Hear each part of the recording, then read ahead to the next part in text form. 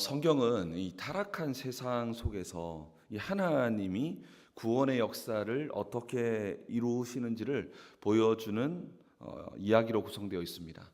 성경은 사실 사람들의 이야기인 것처럼 보이지만 결국 이 성경은 하나님께서 소리 없이 어떻게 구원을 이루어 가시는지를 보여주고 있습니다. 오늘 본문에서는 이 심판을 선포하는 장면인데요. 심판을 선포하는 동시에 하나님께서 구원의 씨가 되는 이 남은 자를 준비하는 또 다른 장면을 발견하게 됩니다. 본래 인간은 하나님의 형상으로 창조되었습니다. 하나님의 형상으로 창조되었다는 것은 신학적으로 우리가 하나님의 도덕적인 성품을 공유했다는 것도 있지만 영적으로 보면 하나님의 형상을 가지고 있기 때문에 사람은 하나님과 동행할 때, 하나님과 함께 걸어갈 때 비로소 온전한 존재, 행복한 존재가 되도록 하나님은 영적 존재로 창조했다는 것입니다. 그러나 인간의 죄성은 이러한 하나님과의 교제를 거부하고 스스로 타락해버려서 영적인 것이 완전 배제돼 버린 육신으로 전락해버립니다.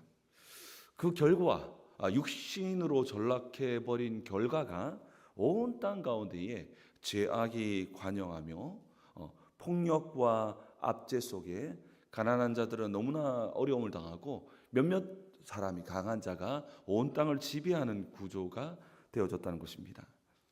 이 참혹한 세상을 보시며 하나님은 가슴을 치며 안타까워하셨죠.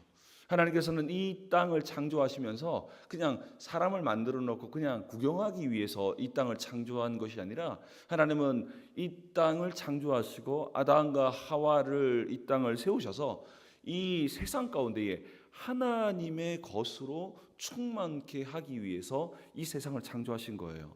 하나님의 그 성품과 하나님의 그 창조 원리와 하나님의 그 통치의 원리가 아담과 하와를 통해서 온 땅에 채워지기를 원했었습니다. 그런데 하나님의 것이 아닌 폭력과 압제와 이러한 것들로 온 땅이 충만해졌다는 것입니다. 이 참혹한 세상을 보시면서 하나님은 가슴을 치시면서 한탄하십니다. 그리고 마침내 엄중한 온 땅을 쓸어버리는 심판을 선포하십니다. 하지만 우리가 오늘 이 심판의 장면들을 우리가 함께 살펴보면서 이 심판 속에 있는 하나님의 본심을 우리가 오늘 본문에서 찾아볼 수 있습니다.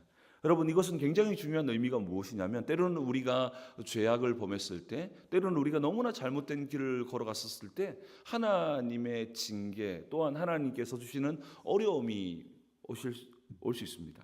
그런데 그러한 어려움과 심판과 때로는 이런 고난을 주시는 하나님의 진짜 마음이 무엇인지를 우리는 아셔야 됩니다. 지금 우리는 이제 구약 성경을 보고 있습니다.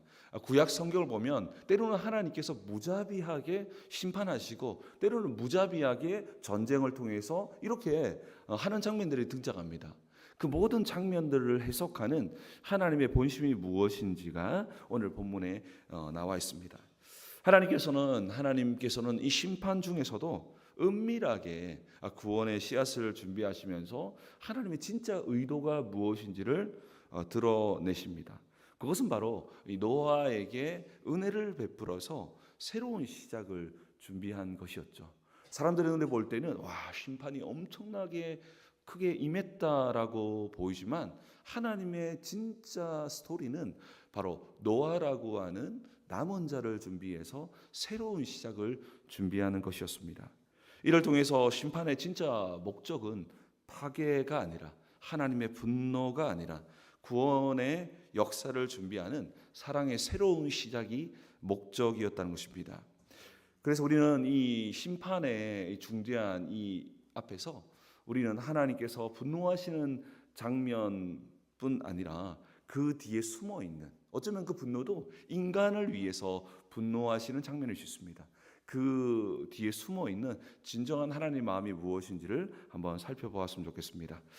오늘 본문은 인류의 타락 그리고 심판의 선고 그러면서 은혜를 베푸는 장면으로 기록되어져 있습니다. 우리 먼저 오늘 본문 2절과 3절 말씀을 우리 같이 한번 읽었으면 좋겠습니다. 창세기 6장 2절과 3절입니다. 우리 함께 읽겠습니다. 시작.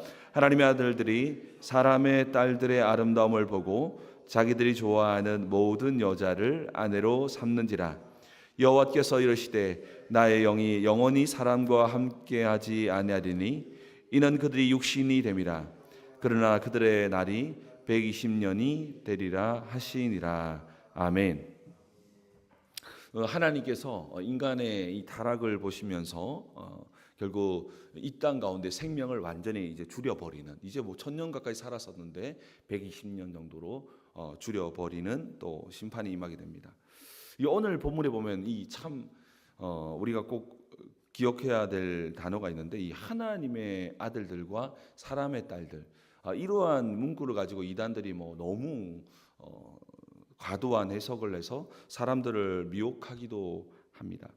오늘 본문에서 하나님의 아들들이 사람들의 아름다움을 보면서 자기가 좋아하는 모든 여자를 아내로 삼았다라고 표현하고 있습니다. 여기서 하나님의 아들은 누구고 사람의 딸들은 누구를 말하는 것일까요? 때로는 이 학자들 중에서는 이 하나님의 아들들 이런 것들을 영적으로 해석해서 뭐 이렇게 천사들이다라고 이야기하기도 하고, 또 이 하나님의 아들들은 또 왕들이다, 폭군들이다 이렇게 해석하기도 하지만, 전체적으로 이 심판의 대상이 인간이었다는 것을 보았을 때 성경 전체에서 자연스러운 해석은 이 하나님의 아들들은 하나님을 경외했던 믿음의 은혜가 흘렀던 셋의 후손들로 보는 것이 맞고요. 반대로 사람의 딸들은 하나님을 떠나 철저히 세속화를 이루었던 가인의 후손들로 보는 것이 좋습니다. 여러분, 이 하나님께서 오늘 이 온 땅을 심판하시는 장면이 이제 등장하는데요. 우리가 기억할 때 이 심판을 우리가 한번 생각해 볼 때 우리는 어떤 생각이 듭니까? 하나님께서 이 땅이, 이 세상이 너무 타락해서, 너무너무 타락이 심해서 하나님께서 심판하시는구나라고 생각하기 쉬운데요. 우리는 심판이라고 하는 것을 기억할 때 한번 소돔과 고모라를 한번 생각해 봅시다. 이 소돔과 고모라를 심판하실 때에 하나님께서 심판하시는 기준을 말씀해 주십니다. 소돔과 고모라는 죄악이 관영했고요, 또 정말 타락이 극도를 이루었습니다. 그때 하나님의 관심은 세상이 얼마나 타락했느냐에 있지 않았습니다. 하나님께서 세상을 심판할 때는 세상이 얼마나 타락했냐의 심판의 기준에 있는 것이 아니었습니다. 그럼 무엇이었습니까? 그곳에 의인이 몇 명 남아 있느냐였습니다. 이게 왜 중요하냐? 하나님께서는 이 세상 가운데에 스스로 자정할 수 있는 가능성이 있을 때까지는 지켜보시고 기다려 주신다는 겁니다. 그래서 하나님의 관심은 의인 몇 명이 남아 있느냐가 바로 심판의 기준이었다는 것입니다. 그래서 아브라함에게 묻지 않습니까? 의인 몇 명 남았냐고. 결국 의인이 무너지는 순간, 세상은요 정말 선악과 사건 이후로 정말 그때부터 지금까지 앞으로도 계속해서 타락해 갈 것입니다. 그런데 하나님의 관심은 도대체 의인이 몇 명 남아 있느냐가 더 중요한 심판의 타이밍이었다는 것이죠. 의인이 완전히 무너지는 순간에 하나님의 심판의 타이밍이 임하는 것입니다. 이 세상이 얼마나 악하느냐라고 교회가 한탄합니다. 근데 하나님은요, 죄송한데 세상은 항상 타락했었습니다.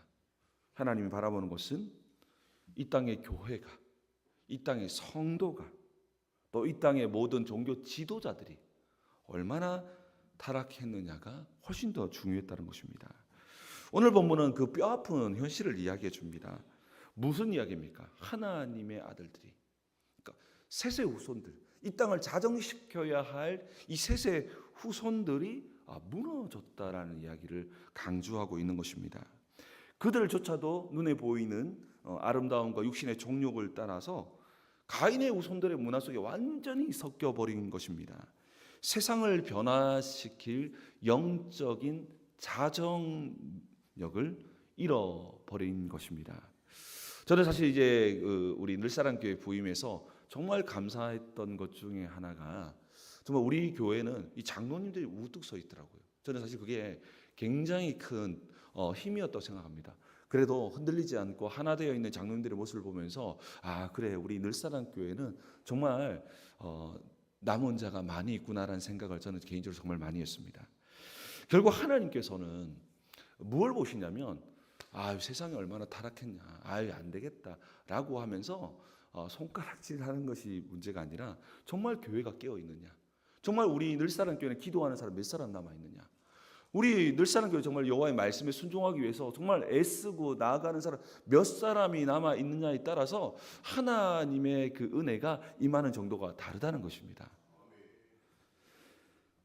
영적인 존재로 살아야 할 이 세세의 후손들마저 하나님의 통치를 거부하고 욕망을 따라가는 육신이 되어 버렸다는 것입니다.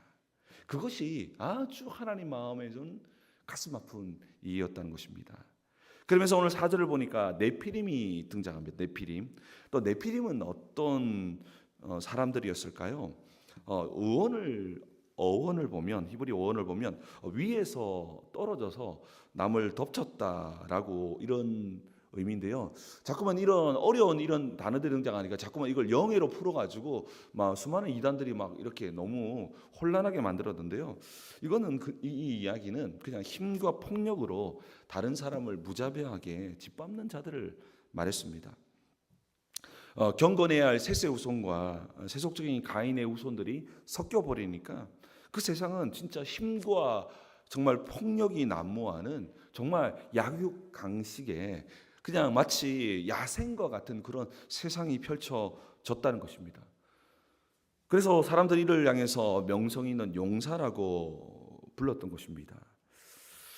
거룩한 셋의 이 문화가 세상을 변화시킨 것이 아니라 이렇게 세속화되어 버렸더니 이런 네피림과 같은 자들이 일어나서 정말 몇몇 사람들이 세상을 지배해 버리는 안타까운 현실이 펼쳐졌다는 것입니다. 그러면서 우리 5절 6절 말씀을 함께 읽어보도록 하겠습니다. 5절 6절 말씀을 같이 읽겠습니다. 시작. 여호와께서 사람의 죄악이 세상에 가득함과 그의 마음으로 생각하는 모든 계획이 항상 악할 뿐임을 땅 위에 사람을 지으셨음을 한탄하사 마음에 근심하시고. 아멘.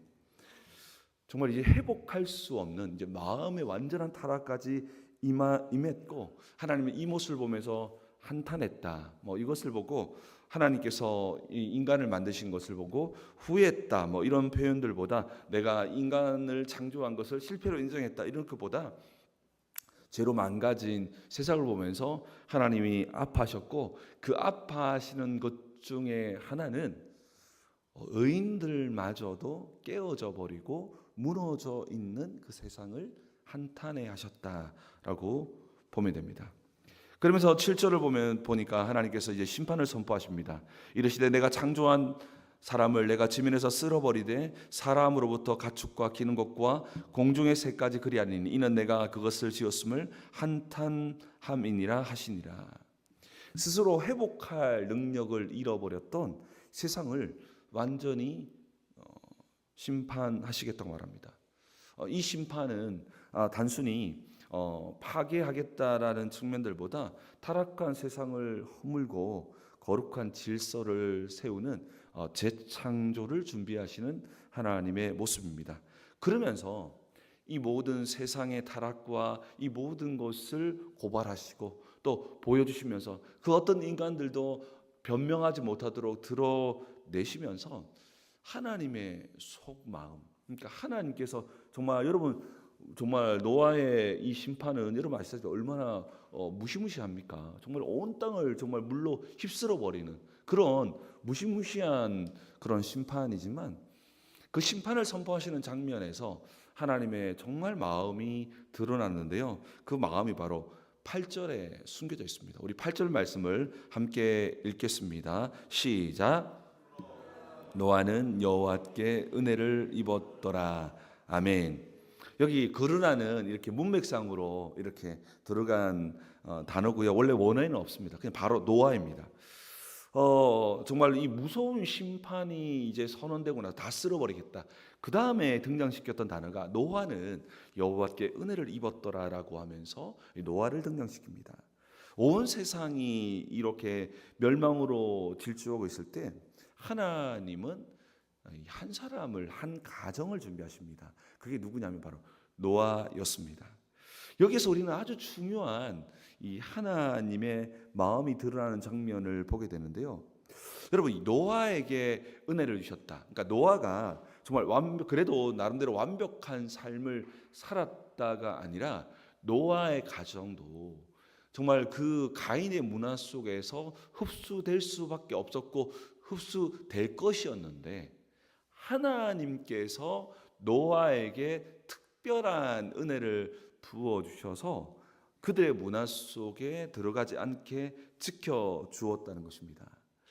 노아가 완벽하고 자격이 있어서 은혜를 받은 것이 아니었고요. 노아가 의롭게 살았기 때문에 은혜를 얻은 것도 아니었습니다. 하나님의 은혜가 노아에게 임했고요. 그 은혜로 말미암아 정말 타락한 세상 속에서도 그래도 구별된 의인으로 살아갈 수 있었습니다. 이것이 무엇이었냐면 이것이 바로 이 남은 자였습니다. 남은 자. 이 남은 자는 하나님의 진짜 마음입니다. 이 세상이 타락하고 무너져도 내가 이 남은 자는 하나님 특별히 은혜해 주셔서 아무도 모르게 타락하지 않고 변질되지 않는 이것을 준비해서 이것은 무엇과 같냐면 마치 정말로 온 땅의 그런 열매들이 다 정말로 썩어버리고 무너졌을 때에 하나님이 새로운 시작을 위해서 거룩한 씨앗, 거룩한 씨를 준비하는 것입니다. 그래서 이 노화를 준비한다는 것은 다시 심어서 다시 퍼뜨리겠다는 겁니다. 그래서 하나님의 진짜 마음은 뭐냐? 노아였어요. 노아.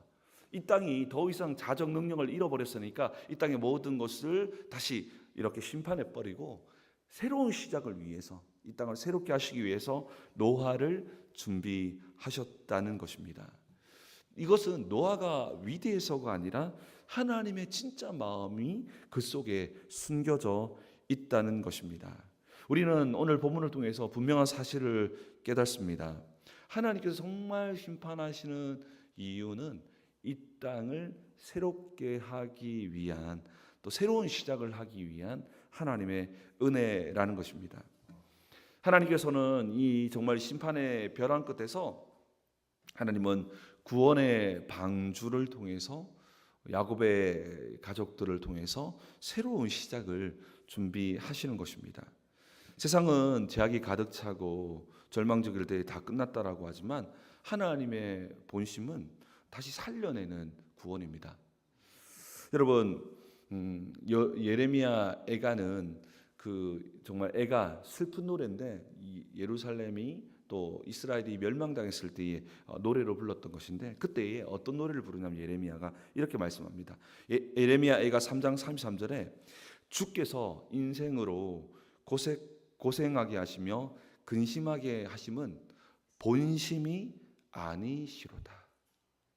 정말 하나님 마음이 무엇인지 보여주고 있다는 것입니다. 하나님께서 심판을 하신다는 것은 굉장히 화가 나셨고 굉장히 이들에게 분노하셨다라고 말하지만 예레미야가 보니까 본심은 아니다라고 말씀하고 있는 것입니다.